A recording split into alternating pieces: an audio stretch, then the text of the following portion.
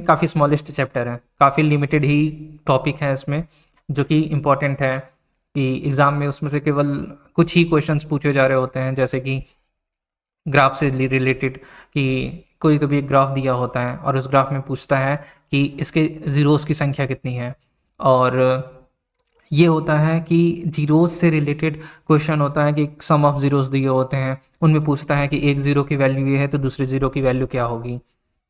जैसे कि पॉलिनोमियल से रिलेटेड कुछ जो इम्पोर्टेंट पॉइंट हैं उनको हम एक पेज पे कंसीडर कर लेते हैं कि क्या क्या इसमें से हमें रीड करना है। जैसे पॉलिनोमियल है क्या, वो कॉम्बिनेशन होता है किन्हीं भी वेरिएबल और कांस्टेंट का। जैसे कॉम्बिनेशन है किसका, वेरिएबल और कांस्टेंट का। जैसे अगर वेरिएबल की बात करें तो जितने ऐसे इंग्लिश में अल्फ़ाबेट इस्तेमाल किए जा रहे होते हैं X Y Z A B C, इनको हम बोलते हैं कि ये वेरिएबल है। वेरिएबल एक्चुअली में होता क्या है कि ऐसा जिसका कोई फिक्स ना हो वैल्यू, कि ये फिक्स वैल्यू कंसीडर ना करते हो। जैसे अगर हम यहाँ पे लिख देते हैं 5x और हम बोलते हैं कि यहाँ पे x जो है वो 1 है तो वैल्यू आती 5। x को अगर कंसीडर करते हैं कि ये 2 है, वैल्यू आती 10। x की ऐसे डिफरेंट वैल्यूज़ पे हमको इसकी डिफरेंट वैल्यूज़ मिल रही है, तो हम इसको ऐसे कंसीडर करते हैं कि ये वेरिएबल है। तो वेरिएबल उसे हम बोलते हैं जिसमें कोई एक फिक्स वैल्यू ना मिलती हो हमें। और कांस्टेंट हम जैसे कि नंबर्स होते हैं उनको हम कांस्टेंट ट्रीट करते हैं कि कांस्टेंट वो फिक्स होते हैं, उनका जैसे 5 है 4 है 3 है, इनको हम कंसीडर करते हैं कांस्टेंट की तरह से। तो जो पॉलिनोमियल होता है वो कॉम्बिनेशन होता है किसका, वेरिएबल का और कांस्टेंट का। अब है क्या कि डिग्री के बेसिस पे हम पॉलिनोमियल को क्लासीफाई करते हैं। जैसे अगर हमें कोई पॉलिनोमियल लिखा है 5x³ plus 2x² plus 10x plus 2, अगर हमें इस पॉलिनोमियल की बात करें तो इसमें जो मैक्सिमम पावर है वो है 3। तो डिग्री के बेसिस पे हम पॉलिनोमियल को क्लासिफाई कर सकते हैं कि ये क्यूबिक पॉलिनोमियल है।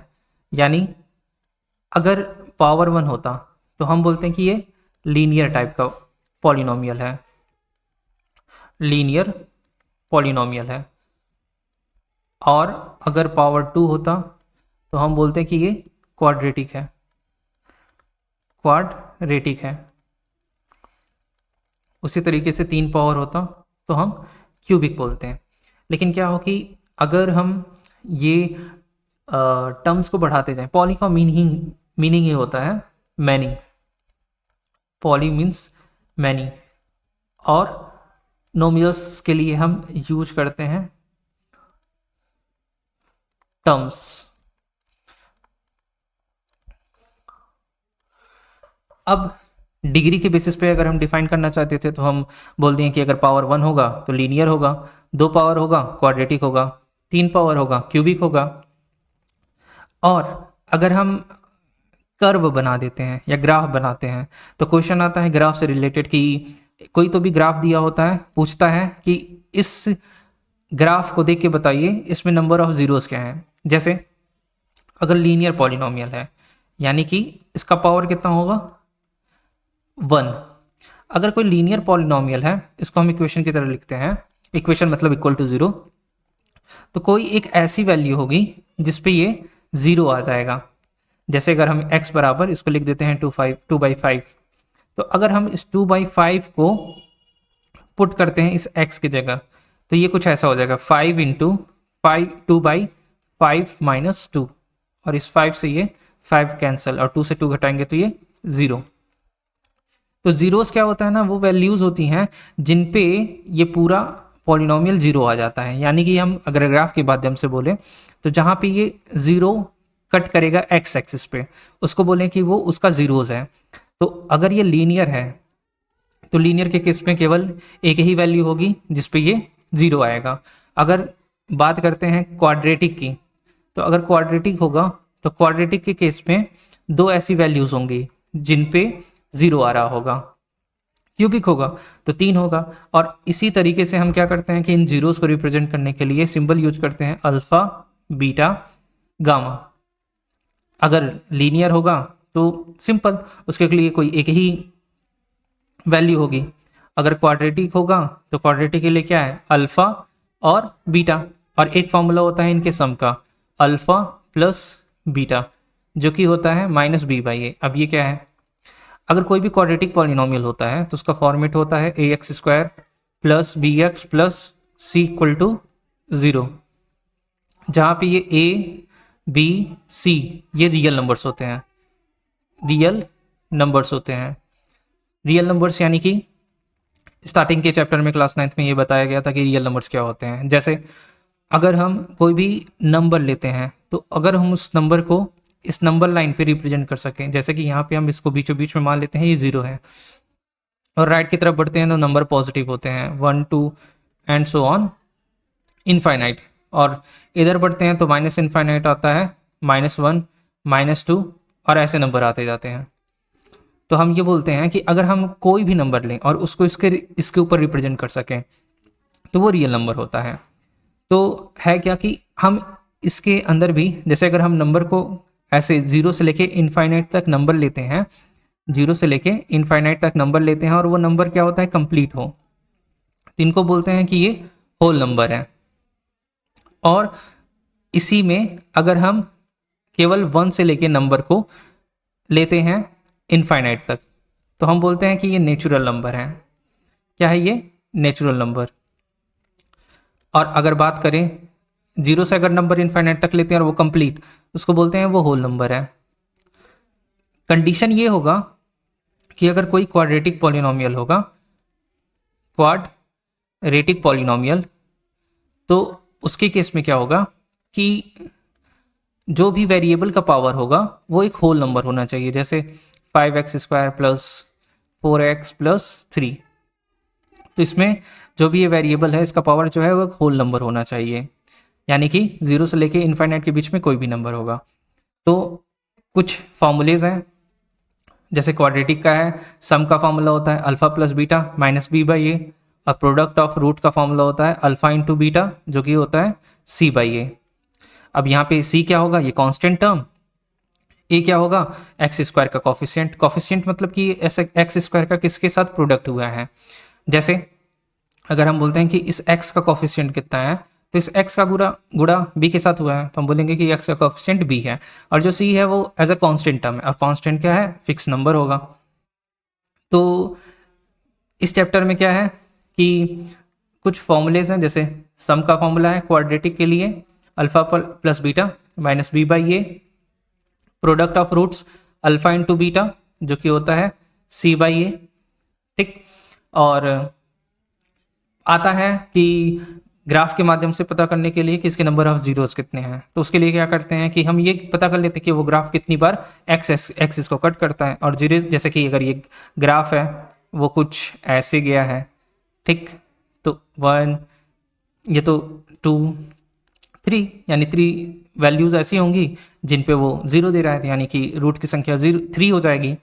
तो ग्राफ के माध्यम से और सम और प्रोडक्ट, इस कंसेप्ट का यूज करके हम क्वेश्चंस सॉल्व करते हैं। उसके पहले हम क्या करते हैं, समरी में जितने भी पॉइंट हैं उनको डिस्कस कर लेते हैं कि समरी में क्या क्या पॉइंट दिए गए हैं। जैसे पहला यही है, डिग्री के बेसिस पे अगर हम डिफाइन करते हैं कि 1 2 3, अगर पॉलिनोमियल की डिग्री 1 है तो हम बोलते हैं कि वो लीनियर है।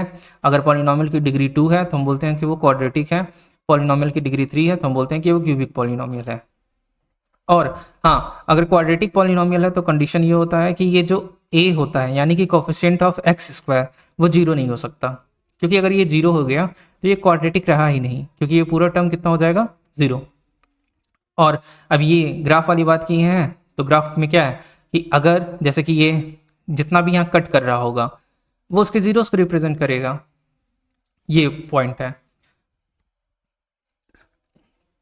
और अगर जीरोस की बात करें तो क्वाड्रेटिक है, तो क्वाड्रेटिक में जीरोस की संख्या कितनी होगी, 2। और क्यूबिक में कितनी होगी 3। यानी कि जीरोज क्या होते हैं, वो नंबर होंगे जिन पर वो टोटल पॉलिनोमियल कितना वैल्यू देता होगा, 0 देता होगा। सिंपल। बाकी सम का फॉर्मूला है, प्रोडक्ट का फॉर्मूला है। और हाँ, अगर क्यूबिक पॉलिनोमियल है तो क्यूबिक पॉलिनोमियल का ये जनरल फॉर्म होता है ax cube plus b x square plus c x plus d. अब इसमें 3 ऐसी वैल्यूज होंगी जिसपे वैल्यू 0 आएगा, तो उनको हम सिंपली लिखते हैं अल्फा बीटा गामा।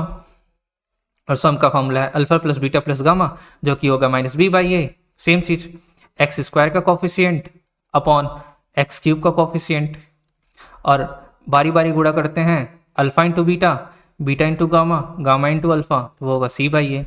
और तीनों का प्रोडक्ट करते हैं एक साथ, तो वो होगा माइनस डी बाई ए। तो जितनी समरीज थी, समरी में इतने पॉइंट्स थे। अब कुछ क्वेश्चन है, उनको प्रैक्टिस कर लेते हैं। जैसे क्वेश्चन में बोला है if 1 0 of a quadratic polynomial k x square plus 3x plus k is 2। यानी कि जो क्वाड्रेटिक पॉलिनोमियल लिखा है उसको एक बार लिख लेते हैं। क्वाड्रेटिक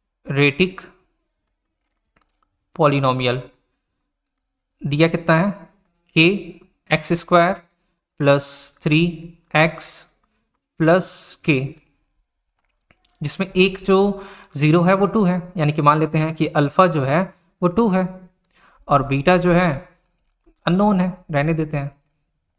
तो हमें क्या बोला है कि एक वैल्यू 0 है, यानी कि होगा क्या कि हम अगर पता है कि एक वैल्यू उसकी 0 है, तो यानी कि वो इसको टोटल रखने पे 0 ही दे रहा होगा। x को अगर हम 2 पुट किए होंगे तो वो 0 दे रहा होगा, क्योंकि वही तो होता है जीरोस कि वो वैल्यूज होती हैं जिन पे दिया गया पॉलिनोमियल टोटल 0 देता है। तो यहाँ पुट कर देते हैं k की जगह x की जगह 2, तो ये वैल्यू पुटिंग कर देते हैं, ये हो जाएगा इक्वल टू 0।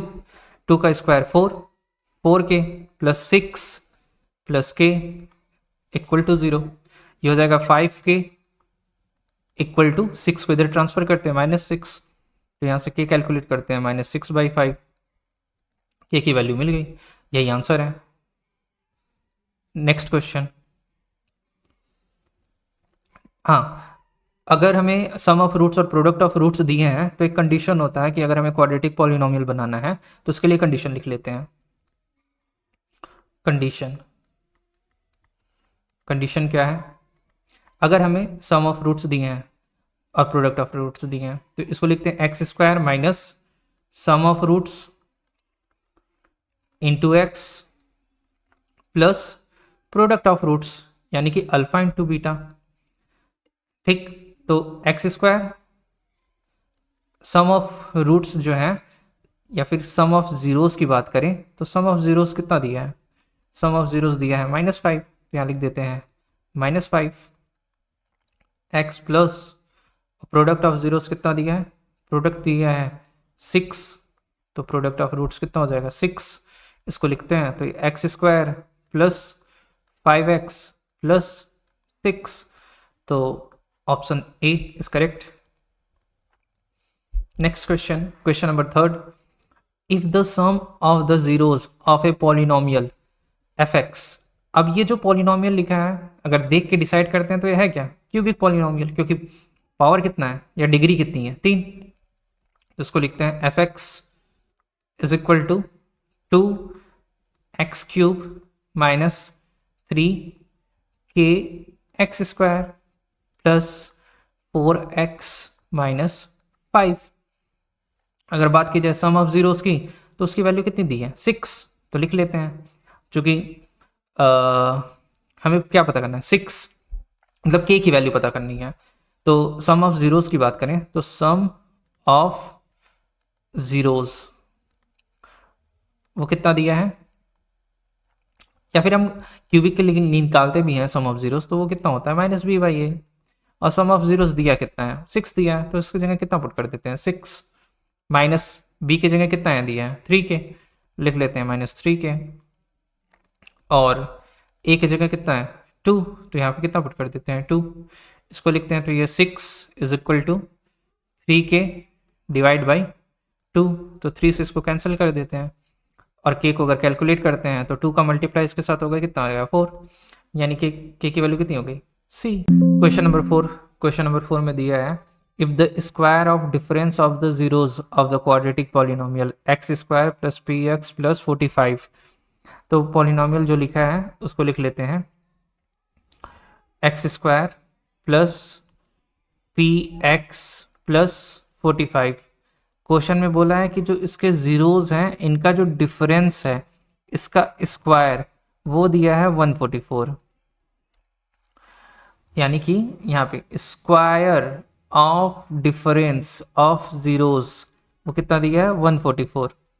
अगर हम इसके सम ऑफ जीरोज को निकालें तो अल्फा प्लस बीटा कितना हो जाएगा माइनस पी बाई 1। अच्छा, और प्रोडक्ट ऑफ जीरोज निकालें अल्फा इंटू बीटा तो सी बाई ए यानी कि 45। अगर हम अल्फा माइनस बीटा के होल स्क्वायर में प्लस 4 अल्फा बीटा लिख देते हैं तो ये बराबर होगा अल्फा प्लस बीटा का होल स्क्वायर, क्योंकि इसको ओपन करते हैं तो दोनों बराबर ही आएगा। जैसे इसको ओपन करते हैं तो ये alpha square plus beta square minus 2 alpha beta plus 4 alpha beta is equal to alpha plus beta का होल स्क्वायर। ये हो जाएगा alpha square plus beta square, और इसमें से इसको हल करेंगे तो कितना होगा 2 times of alpha into beta. तो ये a प्लस बी के होल स्क्वायर के जैसा ही तो है, यानी कि यहाँ पे हम क्या कर सकते हैं अल्फा माइनस बीटा का होल स्क्वायर यानी कि 144 लिख लेते हैं प्लस 4 अल्फा इंटू बीटा कितना है 45, ये पुट कर देते हैं। ये हो जाएगा अल्फा प्लस बीटा का होल स्क्वायर। ये हो जाएगा 144 प्लस 5 चौक 20 4 चौक 16 2 18, और ये हो जाएगा अल्फा प्लस बीटा, इसके जगह हम क्या रख सकते हैं माइनस पी का स्क्वायर।